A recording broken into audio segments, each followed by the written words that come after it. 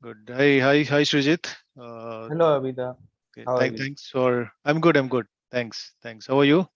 Yeah, I'm just fine. Thank you. So, good evening, Srijit. I think today we are we are here to go through the research that you did on. I'll let you cover the topic. I don't want to break the surprise. So let me kind of give it over to you, hand it over to you. Maybe you can start with a little bit of introduction, and then we get into the topic. So the stage is yours. Sure, Abhida. Thank you very much. Hello, everyone. My name is Srijit Kundu.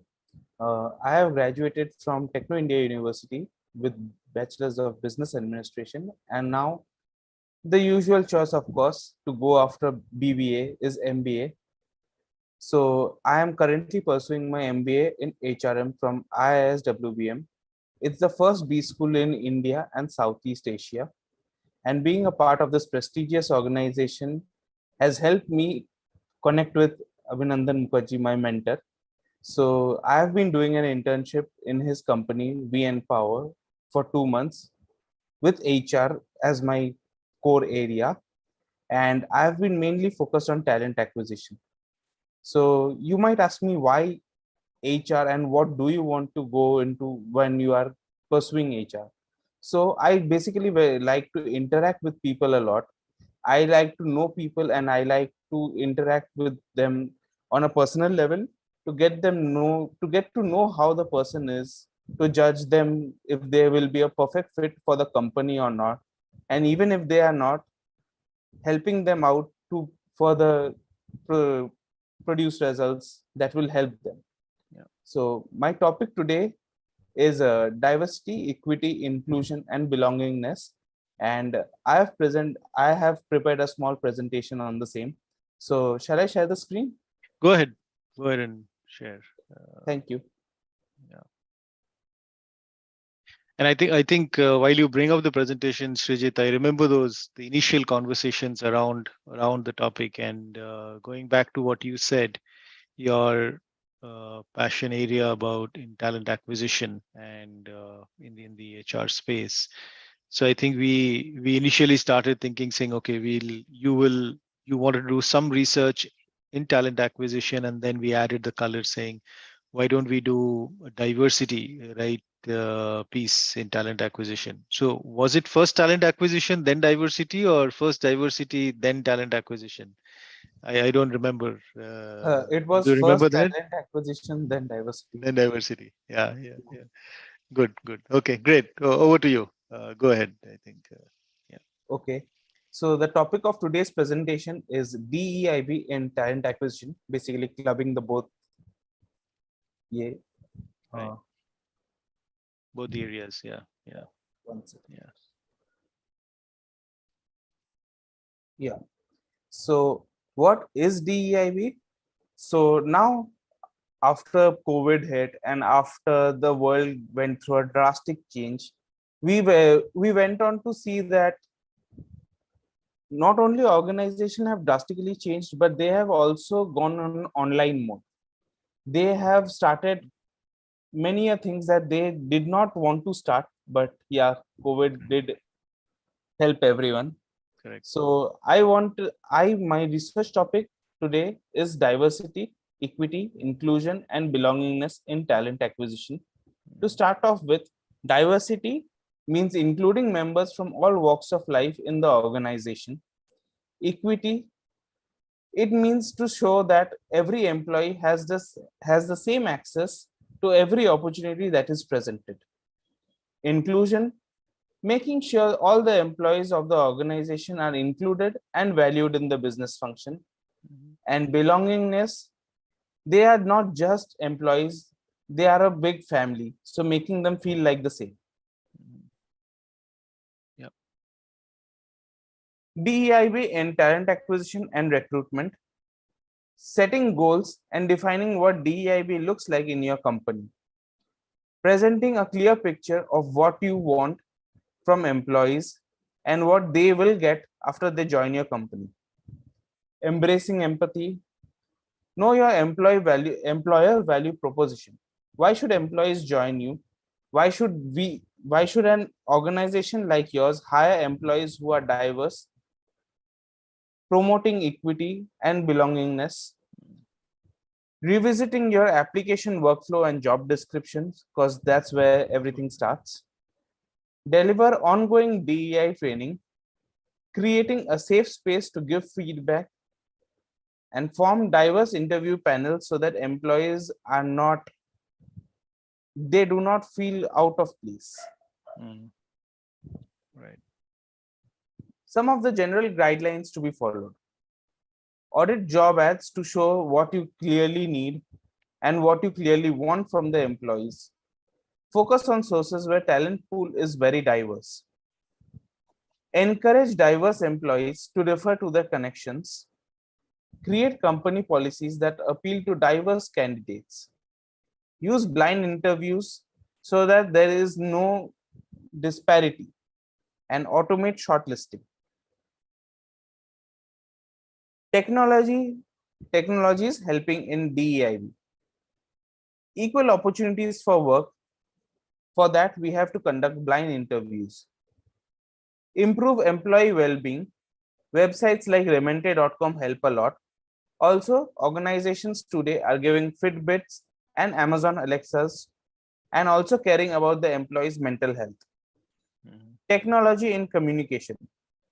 After COVID hit, video calling, online interviews, these are the norm today. Reduce the unconscious bias by using sites such as LinkedIn, Badgefree, and Naukri.com and hiring from the same. And highlight the disparity in comparison, if any, using tools like SPSS. A few examples of DEIB in workplace. These are two Indian companies and two US companies. Sodexo, it places the highest priority on gender equality, while Wipro committed to leveraging this diversity through effective leadership, engagement, and accountability. Two of the greatest investment banks of US, Morgan Stanley and McKinsey, conducted researches. Morgan Stanley conducted a research on companies with higher gender diversity and proved that higher gender diversity delivered slightly better returns and moderately outperformed those with lower gender diversity. McKinsey, on the other hand, found out that gender diverse executive teams, which make the most important strategic decisions and operational decisions, were correlated with profitable outcomes across geographies. To conclude, for a DEIB strategy to be successful, it has to align with the unique culture of the organizations. Right. Organizations need to listen to their employees, have DEIB embedded in their HR programs and their organization culture, and HRs are the people to go for this. So that's all from my side. Thank you. Yeah, thanks for that, Srijit. I know the actual research was a lot more detailed, but I think thanks for summarizing the key elements. So I think so I think staying on this slide that immediately comes to my mind is, and I think just help me understand your perspective and your thought on the point that in the second point you do mention, which I think is a very key element, saying it has to be embedded in the HR programs, but also I think make it a part of the organization. I heard you mention, make it a part of the organizational culture and create, that the sustainability in terms of across the organization. So typically, a lot of times there are misconceptions that diversity or DEIB initiatives are HR initiatives, right? So, what do you think about it? Is it specifically an HR initiative, or from the points that you mentioned, do you feel it's something larger than HR, just HR, right? So, what's your thought on that? So I feel that it's definitely not just HR initiative. This has to be embedded in the organization culture, as I have written in this slide. Right. Organizational leaders and organizational managers who are at the top level need to inculcate this in their organizational strategies and organizational cultures so as to it trickles down to the lowest organizational people.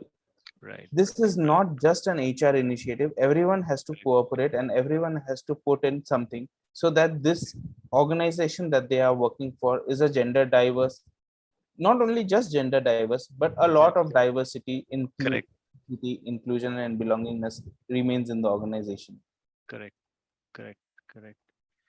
So this is one last. I wouldn't call it a question. I mean, just a thought. There is. So you covered quite a few elements, right, in the initial slides around Yeah. the elements of diversity or DEIB.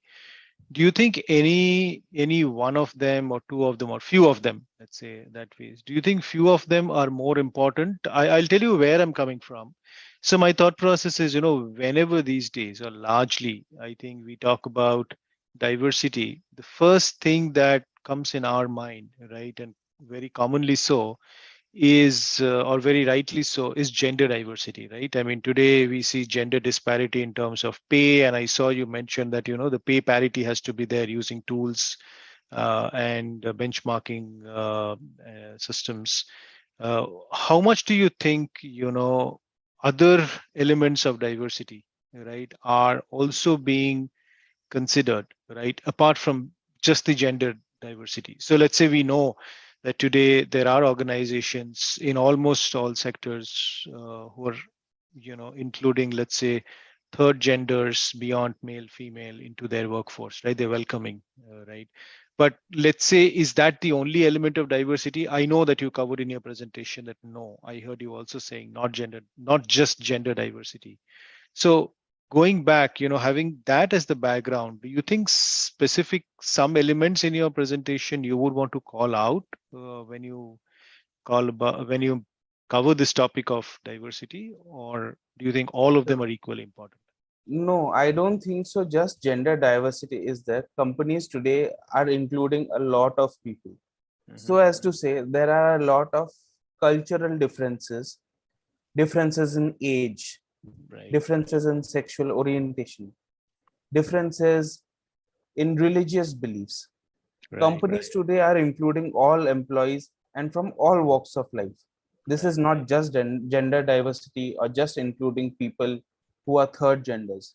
right. Companies today have made specific provisions for people who are disabled. So I Hmm. think companies are really trying hard to include DEIB in their organizational culture by bringing all of them in. Right, right. Wonderful. Yeah, yeah. That's all I wanted to cover, because I think sometimes we get trapped in this thing of only gender parity and some of those, right? But I think, and I don't want to lose this opportunity to mention that I was part of this hiring initiative, right? I don't know if I've mentioned about this during one of my earlier companies, where we actually hired almost six of them, if I'm not wrong, of not visually, I think hearing impaired, and they were hearing and speech impaired. And believe me, I think I'm still in touch with a few of them. They are doing amazingly well in their careers, right? So it's just about providing those different various target groups, right, within the definitions of diversity, with the opportunity to prove themselves, right? And I just hope organizations do that more and more. Yeah. Uh, Great. Anything else that you wanted to cover, Srijit? Otherwise, I think thank you. And No, I guess not. okay, great. So I think as we had discussed, I think because this is largely done under the banner of Grow at Pace, right? The learning platform that we've been working for. So I think what we'll do is we'll have the research paper also published on Grow at Pace site as a white paper. So anyone who wants to refer to this is more than welcome.